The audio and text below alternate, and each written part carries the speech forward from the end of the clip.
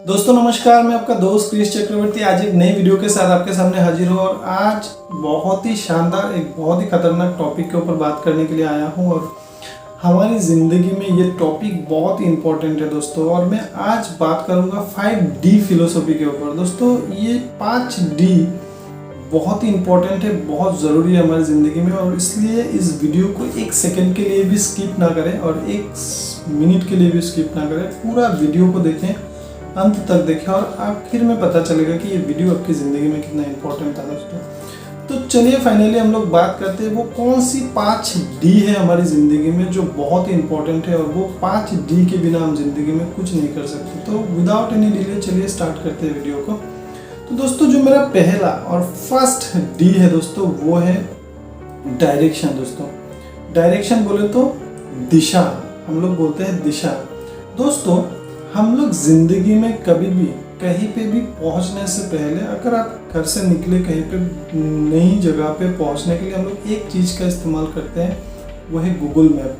दोस्तों आप किसी भी नया जगह पर जब कोई नया डेस्टिनेशन पे पहुंचने के लिए आप गूगल मैप पे आपका डायरेक्शन डालते हो और कहाँ से आप जाना चाहते हो वो सोर्स डालते हैं, तो वो गूगल मैप आपको बड़े आसानी से एक डायरेक्शन देते हैं, एक दिशा देते हैं कि आप इस तरह से ऐसे ऐसे करके उस जगह पे पहुंच सकते हैं। उसके लिए आपको इतना टाइम की ज़रूरत है, और कौन से रास्ते पे ट्रैफिक है, कौन सा रास्ता खाली है, वो बड़े प्यार से उसको समझा देते हैं दोस्तों। क्योंकि जो गूगल मैप है वो सैटेलाइट के द्वारा वो सारे चीज़ों को देखते रहते हैं, इसलिए उसको पता है और उस चीज़ का, उस डायरेक्शन का वो मास्टर है।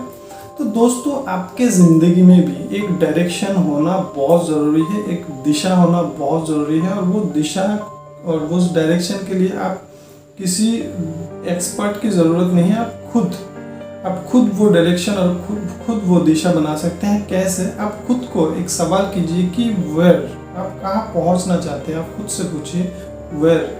और जब आपका वो आंसर मिल जाएगा वेयर, आप फिर से आप खुद को एक सवाल कीजिए कि हाउ, आप कैसे पहुंचेंगे। और जब उसका भी पता आंसर मिल जाएगा तो फिर आप एक क्वेश्चन पूछ सकते हैं कि व्हेन, आप कब वहां पहुंचना चाहते हैं, और इस तरह से आपको एक डायरेक्शन आपको मिल जाएगा दोस्तों। तो पहला D और फर्स्ट D था डायरेक्शन, दिशा दोस्तों। और डायरेक्शन और दिशा होना हमारी ज़िंदगी में बहुत ज़रूरी है, अदरवाइज हम लोग ज़िंदगी में कुछ नहीं कर सकते।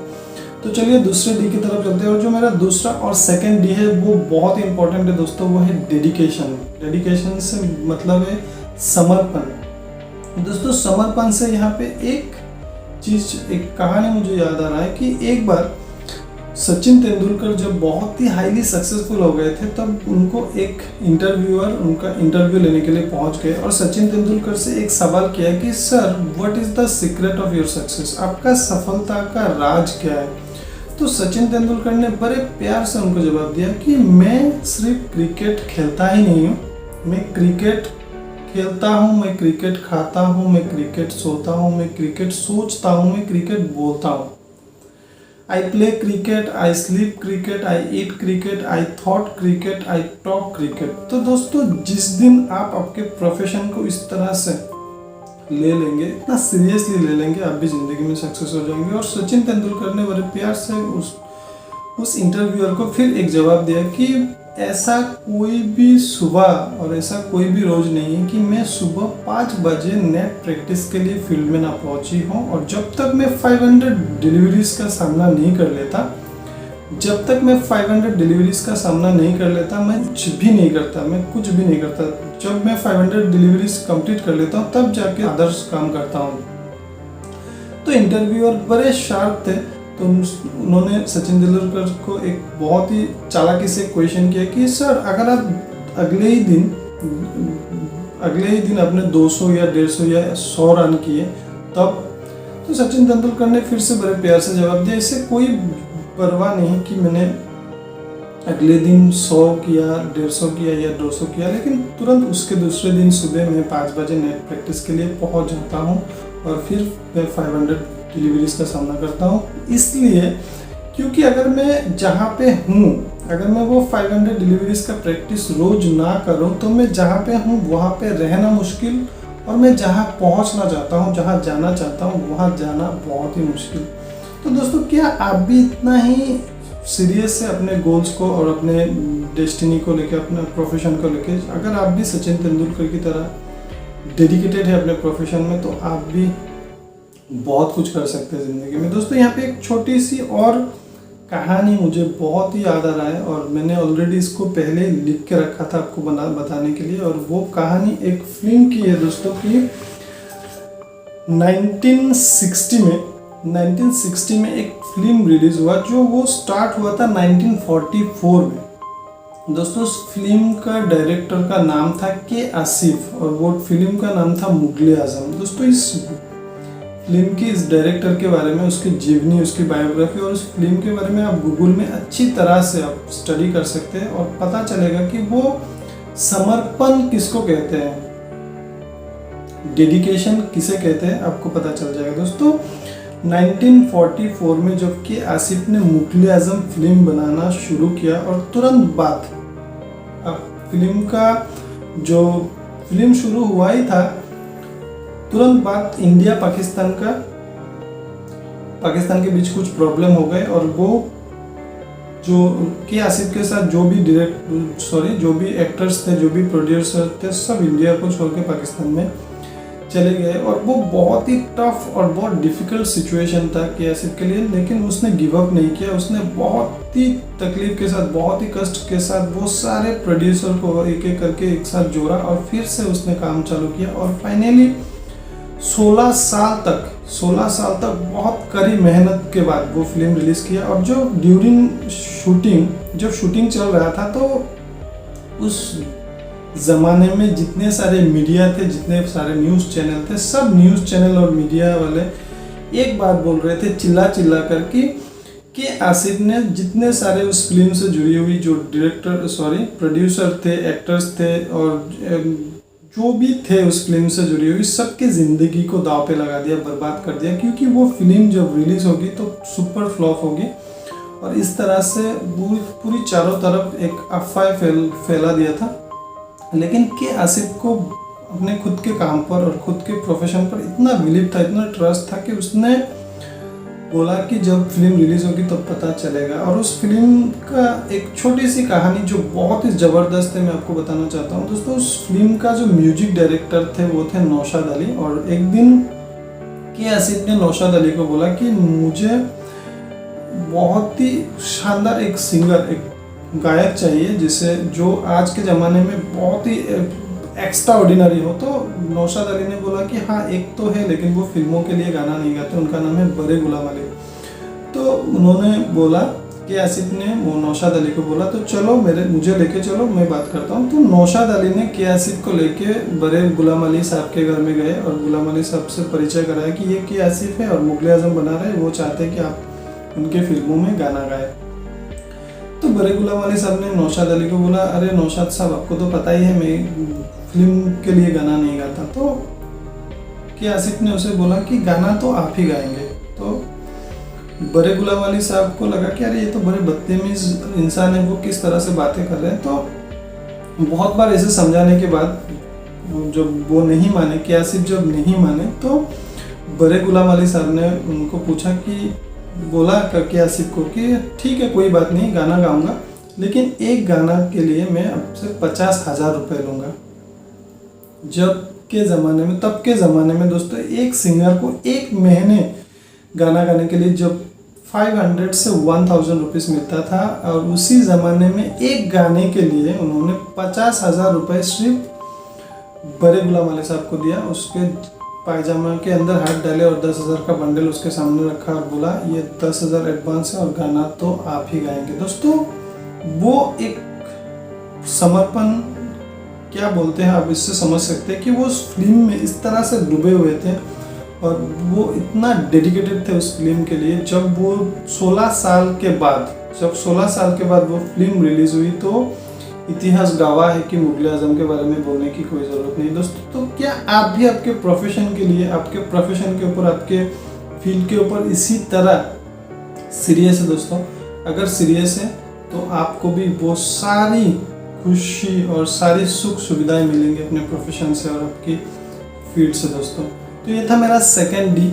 और जो मेरा थर्ड और तीसरा डी है वो बहुत ही इम्पोर्टेंट है, और वो है दोस्तों डिटर्मिनेशन। दोस्तों डिटर्मिनेशन क्या है? डिटर्मिनेशन है दृढ़ संकल्प। दोस्तों संकल्प की शक्ति।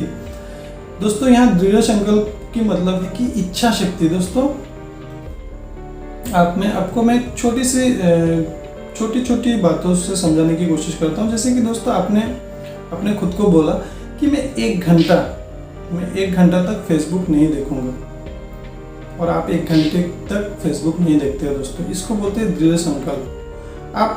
आपके बैल्कनी में खड़े हो और आप आपको बोलते हो कि मैं 1 घंटे तक नीचे नहीं देखूंगा, और आप नीचे नहीं देखते हो दोस्तों। इसको बोलते हैं दृढ़ संकल्प। आप गाड़ी से किसी जर्नी के लिए कहीं पे जा रहे हो और आप खुद को बोलते हो कि मैं जब तक मैं मेरे डेस्टिनी में नहीं पहुंचता हूँ, मैं आसपास कोई भी बोर्ड या कुछ भी नहीं देखूंगा, सिर्फ सामने फोकस करूंगा, और आप FM सुनूंगा ना गाना सुनूंगा, और आप कर लेते हो दोस्तों। इसको बोलते हैं दृढ़ संकल्प, डिटर्मिनेशन। दोस्तों इससे कुछ नहीं होता, इससे लाइफ नहीं बदलती, लेकिन इससे एक चीज होता है, इससे आपके आवारा मन कमजोर होता है दोस्तों, और आपके कॉन्फिडेंस लेवल लिवरेज होता है। कि जब आप 1 घंटा, आप खुद को बोलते हो कि मैं 1 घंटा फेसबुक नहीं देखूंगा, और अब जब 1 घंटा फेसबुक नहीं देखते हो तो आप एक अलग ही इंसान बन जाते हो। जब आप बोलते हो कि मैं 1 घंटे तक अपने बालकनी से नीचे नहीं झाँकूंगा, नहीं देखूंगा, और जब आप वो कर लेते हो तो आप एक अलग इंसान बन जाते हो दोस्तों। डिटर्मिनेशन और दृढ़ संकल्प के ऊपर एक छोटी सी कहानी याद आ रहा है, मैं सुनाना चाहूँगा दोस्तों। पुराने ज़माने में एक गुरुकुल हुआ करता था, जिस गुरुकुल में एडमिशन होना बहुत ही इम्पॉसिबल था, नामुमकिन था। उस गुरुकुल के एडमिशन के लिए कुछ क्राइटेरिया इस तरह थे कि वो बहुत ही खतरनाक था। जैसे कि उस गुरुकुल में कोई भी स्टूडेंट का एडमिशन के लिए वो स्टूडेंट को 7 साल के पहले एडमिशन होना ज़रूरी है, और जिस दिन वो एडमिशन के लिए घर से निकले वो 4:30 बजे, 5 बजे से पहले वो घर से निकलना ज़रूरी है, और उसका घर का कोई भी आदमी उसको छोड़ने के लिए नहीं आ सकता, और जब वो घर से निकले वो पीछे की तरफ मुड़कर नहीं देख सकता, और जब वो गुरुकुल की गेट पर आए उसके साथ जो भी आएंगे उसे गुरुकुल की गेट पे छोड़ के वो चले जाना होगा। और जब वो स्टूडेंट गुरुकुल के सामने आंखें बनकर बैठ जाएंगे तो गुरुकुल के अंदर से कोई भी आके उसको उठा के लेके जाएंगे, तभी उसको एडमिशन हो सकती है। तो उसी तरह एक स्टूडेंट, एक पिता और एक माता ने डिसाइड किया कि उसके बच्चे को गुरुकुल में एडमिशन कराएंगे। तो जैसे उनका बच्चे का 7 साल हुआ, उन्होंने एक दिन डिसीजन किया कि आज उसको घर से लेकर जाएंगे। उसके घर का कोई भी काम करने वाला कोई भी हो सकता है। तो जब 4:30 बजे वो लड़के को लेके, उसका काम करने वाला जो भी था, उन्होंने जब उस स्टूडेंट को लेके घर से निकला तो 4:30 बजे थे, और जैसे उसने घर से निकल के गेट तक गए, उसने पीछे मुड़ के नहीं देखा। तो पहला जंग माता पिता भी जीत गए, वो स्टूडेंट भी जीत गए। वो धीरे धीरे करके उस गुरुकुल के पास और गेट में जाने के बाद उस स्टूडेंट को वहाँ पे छोड़ के जो काम करने वाले लोग थे वो घर पे पहुँच गए, रिटर्न आ गए। तो वो गुरुकुल के सामने आंखें बंद करके बैठ गए, और धीरे धीरे सूरज उगा, और धीरे धीरे सुबह हुआ। और जब सुबह हुआ कुछ समय के बाद उसको लगा कि शायद अब कोई आएगा गुरुकुल से और मुझे लेकर जाएगा, लेकिन कोई नहीं आया दोस्तों, और वो बैठा रहा। कुछ समय के बाद स्कूल का समय हुआ, तो कुछ बच्चे गुरुकुल में पढ़ने के लिए आ रहे थे, तो उसके कानों में वो कदम ताल जब पढ़ रहे थे, तो उसको लगा कि शायद अब कोई आएगा और मुझे गुरुकुल के अंदर लेके जाएगा। फिर भी कोई नहीं आया, और कुछ समय के बाद बीतने के बाद वो स्टूडेंट जब उसके पास से गुजर रहे थे, कोई उसको थप्पड़ मार रहे थे, कोई उसको लात मार रहे थे, कोई कुछ बोल रहे थे, उस तरह से सब चले गए गुरुकुल के अंदर, लेकिन कोई नहीं आया उसको लेने के लिए। वो चुपचाप बैठा रहा। इसी तरह समय बीतता गया, दोपहर हो गया। दोपहर के बाद फिर उसको लगा कि अब कोई आएगा शायद मुझे लेने के लिए, लेकिन फिर भी कोई नहीं आया। उसके थोड़ी देर बाद जब स्कूल खत्म हुआ और सब बच्चे फिर से गुरुकुल से निकल कर जा रहे थे, तो फिर से उसके कानों में वो कदम ताल पड़ रहा था कि शायद अब कोई आएगा और मुझे लेकर जाएगा अंदर। फिर भी कोई नहीं आया। इस तरह से धीरे धीरे शाम हो गया, फिर भी कोई नहीं आया। उसको बहुत प्यास लगी थी, बहुत ही तकलीफ के साथ वो बैठा था, लेकिन उसने आंखें नहीं खोला और चुपचाप वहाँ पे बैठा रहा। और कुछ समय के बाद जब शाम हुआ, अंधेरा हुआ, तब जाके वो उस गुरुकुल से 2 शिष्य आए और उनके उस बच्चे का और स्टूडेंट का हाथ पकड़ा और बोला कि अब तू लायक है इस गुरुकुल के। और इसको बोलते हैं दोस्तों दृढ़ संकल्प, डिटर्मिनेशन। तो क्या आपके अंदर भी वो डिटर्मिनेशन है? क्या आपके अंदर भी वो दृढ़ संकल्प है? अगर है तो आप इस दुनिया को जीत सकते हैं दोस्तों। ये था मेरा 3rd और तीसरा डी। और जो मेरा चौथा और 4 नंबर डी है वो है दोस्तों डिसिप्लिन। दोस्तों डिसिप्लिन के ऊपर ऑलरेडी मैंने एक वीडियो बनाया हुआ है, आपको शायद 2-3 दिन पहले मैंने अपलोड किया था। तो डिसिप्लिन को एक छोटी सी शब्द में, आसान शब्द में आपको समझाने की कोशिश करता हूँ। डिसिप्लिन मतलब कि आप खुद से किया हुआ एक प्रॉमिस है जो आप नहीं तोड़ते हो। जैसे हम लोग इसको बहुत ही कॉम्प्लिकेटेड समझते हैं कि जैसे बचपन में हम लोगों को टीचर लोग स्कूल में बोलते थे कि डिसिप्लिन में रहो, डिसिप्लिन में रहो, डिसिप्लिन में रहो, और हम लोगों को पता नहीं होता था कि ये डिसिप्लिन आखिर है क्या। दोस्तों एक छोटी सी स्टोरी के साथ समझाने की कोशिश करता हूँ। दोस्तों हम लोग अक्सर पतंग उड़ाते हैं, राइट? जब पतंग उड़ाते हैं तब पतंग को बहुत एंजॉय करते हैं। तो एक डोर, पतंग का एक डोर हमारे हाथ में होता है और उस डोर के साथ उस पतंग डिसिप्लिन है। दोस्तों जब तक वो डोर हमारे हाथ में है वो पतंग है। जैसे ही वो डोर हमारे हाथ से टूटती है वो पतंग से एक पीस ऑफ पेपर बन जाते हैं दोस्तों। तो दोस्तों डिसिप्लिन में जब तक हम लोग रहते हैं तब तक हम लोग एक इंसान है, एक मैं हूँ, आप हैं। और जैसे आप डिसिप्लिन को तोड़ते हैं और डिसिप्लिन से बाहर जाते हैं और आप नहीं रहते हो, मैं नहीं रहता। दोस्तों मोटा मोटा समझ लीजिए कि डिसिप्लिन एक खुद से किया हुआ प्रॉमिस है जो आप कभी नहीं तोड़ते हैं। तो ये था मेरा चौथा डी जो डिसिप्लिन है, वो बहुत ही आसान है दोस्तों। और जो मेरा 5वां और जो final last but not the least जो डी है वो है दोस्तों डेडलाइन। दोस्तों डेडलाइन समझना बहुत ज़रूरी है। दोस्तों डेडलाइन बोले तो समय सीमा।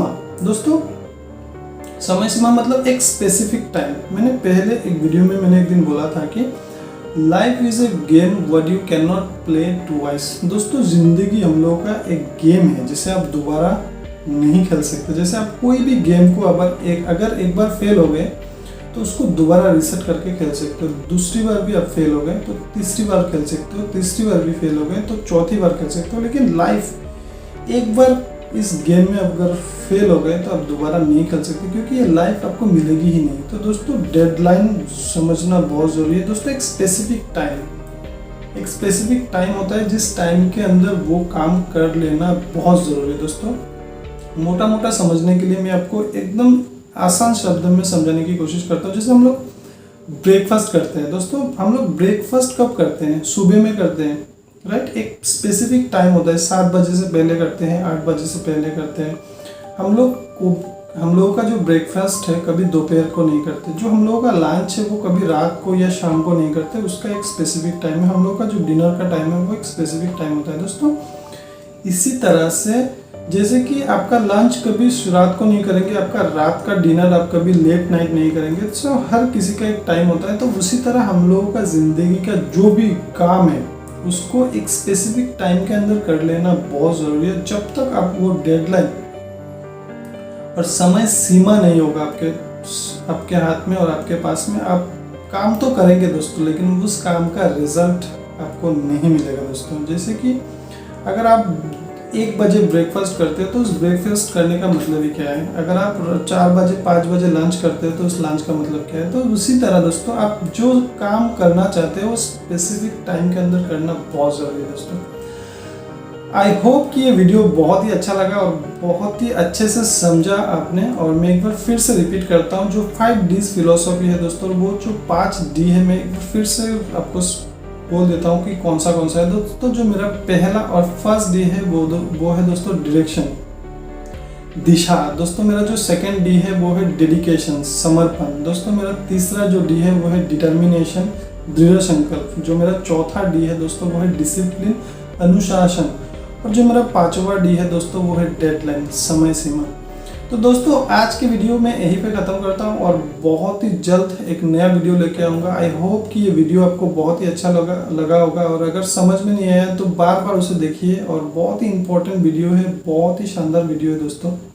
अगर आप कोई भी प्रश्न या कोई भी क्वेश्चन आप मुझसे पूछना चाहते हैं तो डिस्क्रिप्शन में मेरा ईमेल आईडी दिया हुआ है, आप आसानी से पूछ सकते हैं दोस्तों। तो चलिए इस वीडियो को यहीं पे ख़त्म करते हैं, बहुत जल्द लेके आऊँगा एक नया वीडियो, तब तक के लिए रखिए बहुत सारा ध्यान दोस्तों। Thank you so much for watching this video guys, जय हिंद।